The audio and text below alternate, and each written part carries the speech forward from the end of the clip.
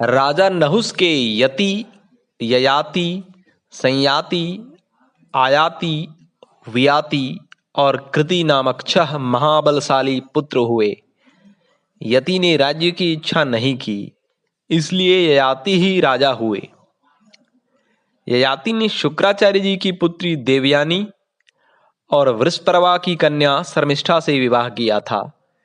देवयानी ने यदु और तुर्वसु को जन्म दिया तथा वृषपर्वा की पुत्री शर्मिष्ठा ने द्रुह्यु, अनु और पुरु को उत्पन्न किया। ययाति को शुक्राचार्य जी के शाप से युवावस्था में ही बुढ़ापे ने घेर लिया था, किंतु उनकी विषय कामना शांत नहीं हुई थी।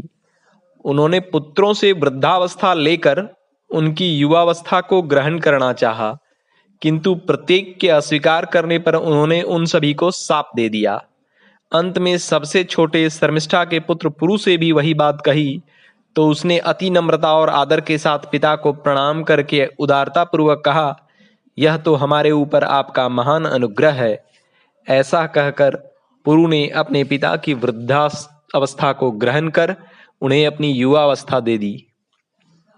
राजा ययाति ने पुरु की युवावस्था लेकर समयानुसार प्राप्त हुए यथेच्छ विषयों को अपने उत्साह के अनुसार धर्मपूर्वक भोगा और अपनी प्रजा का भली प्रकार पालन किया। फिर शर्मिष्ठा और देवयानी के साथ विविध भोगों को भोगते हुए मैं कामनाओं का अंत कर दूंगा, ऐसा सोचते सोचते वे क्षुब्ध चित्त हो गए। अंत में उन्होंने इस प्रकार अपना उद्गार प्रकट किया, भोगों की तृष्णा उनके भोगने से कभी शांत नहीं होती, बल्कि घृताहुति से अग्नि के समान वह बढ़ती ही जाती है। संपूर्ण पृथ्वी में जितने भी धान्य, यव, सुवर्ण, पशु और स्त्रियां हैं, वे सब एक मनुष्य के लिए भी पर्याप्त नहीं हैं।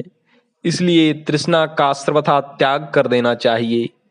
जिस समय कोई पुरुष किसी भी प्राणी के लिए पापमयी भावना नहीं करता, उस समय उस समदर्शी के लिए सभी दिशाएं सुखमयी हो जाती हैं।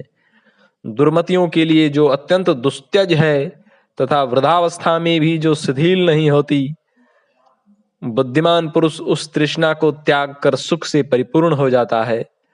अवस्था के जीर्ण होने पर केश और दांत तो जीर्ण हो जाते हैं, किंतु जीवन और धन की आशाएं उसके जीर्ण होने पर भी जीर्ण नहीं होती।